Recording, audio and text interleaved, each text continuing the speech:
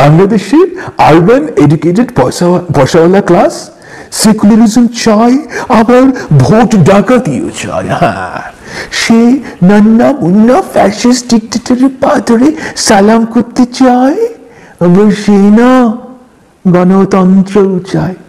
হ্যাঁ, ওরে মা, হায়, সে বাকশাল চায়, আবার ইউরোপিয়ান এনলাইটমেন্টও চায়। দাম্ভিক বোকাচোদা আর কি। সেকুলারিজম সম্বন্ধে তার নিজের ধারণাও খুবই সীমিত, হাস্যকর রকমের। সে মূলত চায় যে তার লাইফস্টাইল অপরিবর্তিত থাকুক। এই বাবদে তার আসলে তিনটি দাবি। তার প্রথম দাবি হলো সামাজিক নিরাপত্তা। এটা আসলে সব নাগরিকের দাবি, আমারও দাবি। আমি চাই যে রাত 10টার সময় রাস্তায় হাঁটবো, কিন্তু কেউ আমার পাছায় চিমটি কাটবে না কিংবা গলায় ঠ্যাক দিবে না।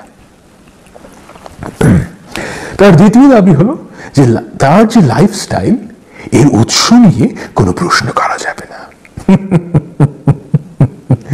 মানে আরবান এডুকেটেড ক্লাস কিভাবে অর্থ উপার্জন করে বনানীতে অ্যাপার্টমেন্টে কিনেছে, কিংবা সরকারি চাকরিজীবীর ওয়াইফ কিভাবে লুই ভিটন কিংবা এরমেস এর হ্যান্ডব্যাগ নিয়ে ঘুরে বেড়াচ্ছে, এই নিয়ে আপনি কোনো প্রশ্ন করতে পারবেন না।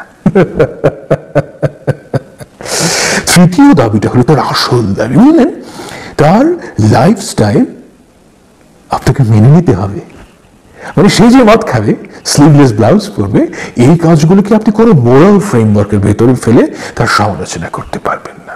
দেখতে হবে লিগ্যাল ফ্রেমওয়ার্কের ভেতর থেকে। এবং তার ইন্ডিভিজুয়াল চয়েসকে আপনার অবশ্যই সম্মান করতে হবে। কিন্তু সে আপনার ইন্ডিভিজুয়াল ফ্রিডমকে সম্মান করবে কি করবে না, এই ব্যাপারে কিন্তু কোনো নিশ্চয়তা নাই। মানে আপনি যদি বোরখা পরে ছেলের সাথে ক্রিকেট খেলেন, আপনি যে ডিজেনারেট করে ফেলেছেন, আপনি যে তালিবান হয়ে গেছেন অলরেডি, এই জাজমেন্টটা না দিলে সকালে কিন্তু তার পায়খানা হবে না।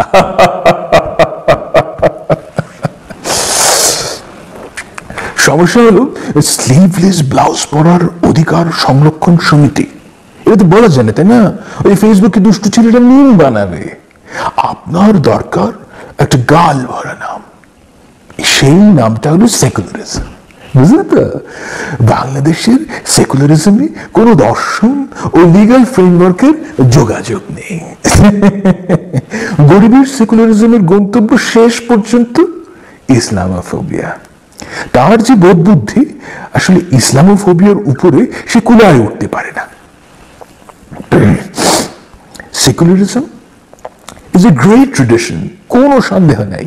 কিন্তু বাংলাদেশ এমন একটা জায়গা যেখানে আসলে সব মতবাদ পায়খানা হয়ে যায়, আর সেকুলারিজমও বাংলাদেশে ঢুকে পায়খানা হয়ে গেছে। সেকুলারিজমকে ধারণ করার মতন কোনো ভাষা আমাদের আসলে নাই।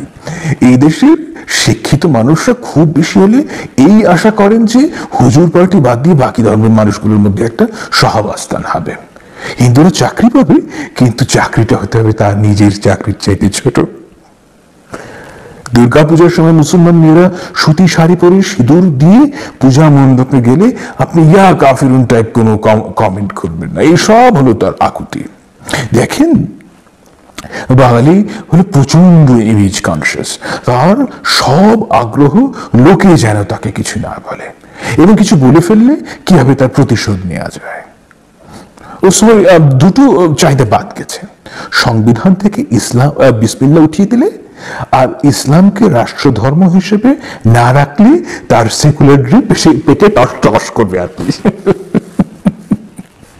সহজে সেকুলার আর কি।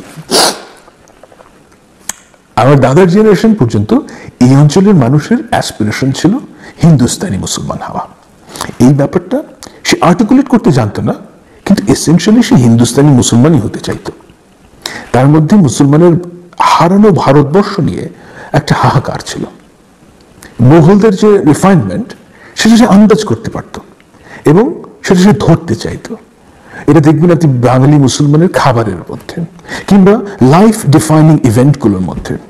সে মেয়ের বিয়ের দাওয়াতে বিরিয়ানি রান্না করে, তার অ্যাসপিরেশনটা খেয়াল করেন।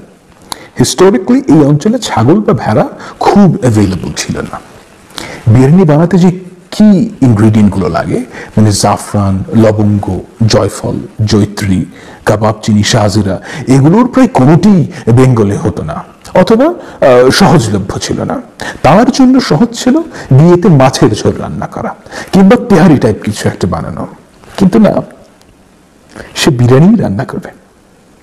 পৃথিবীতে ঢাকার বিরিয়ানির চেয়ে ভালো চাল বেসড কোনো মেইন মিল আমি কোথাও পাইনি। Absolute magic. কোনো পুরনো মুঘল আউটপোস্টে আপনি ঢাকার চেয়ে ভালো বিরিয়ানি পাবেন না। লাহোর, দিল্লি, হায়দ্রাবাদ, কোথাও না। সে চাইলে গরুর গোশতে বিরিয়ানি রান্না করতে পারত, কিন্তু বাঙালি মুসলমানের রিফাইনমেন্টের যে ইয়ার্ড স্টেক, সেটা রয়ে গেছে মুঘলদের কাছে। এই জিনিসটা খুবই ইম্পর্টেন্ট। ঢাকা ট্রিবিউনের সম্পাদক জাফর সোবহানের নানি শায়েস্তা ইকরামুল্লাহর একটা বই আছে, ফ্রম পর্দা টু পার্লামেন্ট, 60s পাবলিশড। তিনি তার শৈশবের স্মৃতিচারণ করছেন। তিনি ট্রু সেন্সে ও স্পিরিটে সর্বভারতীয়, কিন্তু তিনি আনঅ্যাপোলজেটিকলি মুসলিম। হিন্দুস্তানি মুসলমানের যে রিফাইনমেন্ট, তিনি প্রতি পৃষ্ঠায় সেটা প্রকাশ করেন, কোনো লজ্জা পান না। বেগম শায়েস্তা ইকরামুল্লাহ রবিবারে নাস্তায় কি খেতেন দিল্লিতে থাকার সময়, কিংবা ধরেন ঈদের কিভাবে তাদের ছোটবেলা ঈদের সময় শপিং মল তাদের বাড়িতে উঠে আসতো, তারা দোকানে যেতেন না, এসব তিনি লিখেছেন। এসব যখন তিনি লিখছেন, তখন তিনি সম্ভবত ইউকেতে পাকিস্তানের হাই কমিশনার।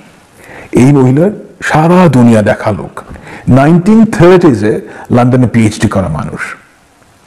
তিনি কিন্তু মহিলাদের জিনানা বা অন্দরমহল নিয়ে কোনো কমপ্লেন করছেন না। In fact she is proud of it. তিনি তার বাঙালিত্ব প্রকাশের কোনো প্রয়োজনই বোধ করেন নাই। কলকাতার লোরেটো কলেজে পড়ালেখা করা মানুষ, কিন্তু তার জগতে তার নিজের শহরের রবীন্দ্রনাথ নাই।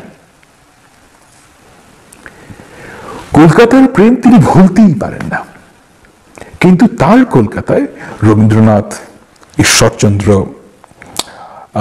কানন দেবী, পঙ্কজ কুমার মল্লিক, এদের কারো কোনো পাত্তেই নেই। কারণ তার রিফাইনমেন্টের যে ইয়ার্ড স্টিক, সেটা মুঘলদের থেকে নেয়া। তিনি এই সত্যটা কোনদিনও লুকাতে চান নাই। এই একই কাজ তার নাতি জাফর সোবহান পারবে না, কোনো দিনও পারবে না।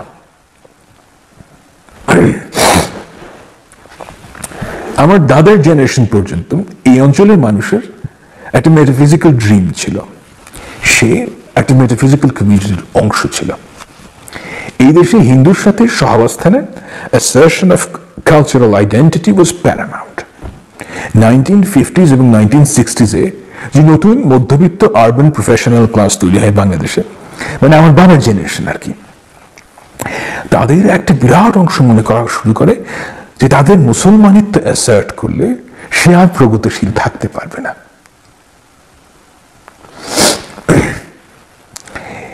এই জেনারেশনের কাছে, এই জেনারেশন না মুসলমান হতে চাইতো না, কিন্তু তার মুসলমানিত্ব পাবলিক ডোমেইনে প্রকাশ করতে সাংঘাতিক লজ্জা পেত। মানে দাওয়াতে আপনার গরিব আত্মীয় চলে আসলে আপনি যেরকম লজ্জা পান আর কি।